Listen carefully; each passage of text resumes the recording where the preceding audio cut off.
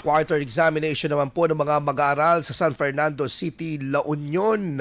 Online na. Para sa detalye, kasama natin Idol Jam Victorio. 104.7 IFM. Report!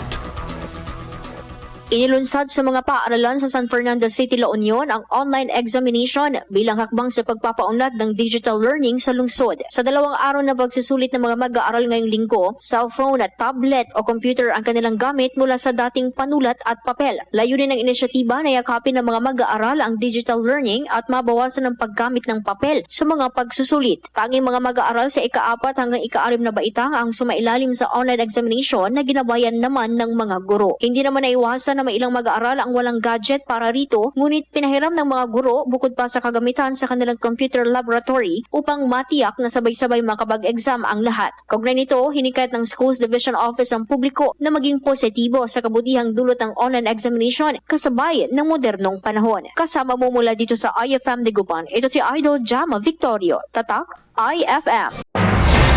IFM News. IFM News. IFM News.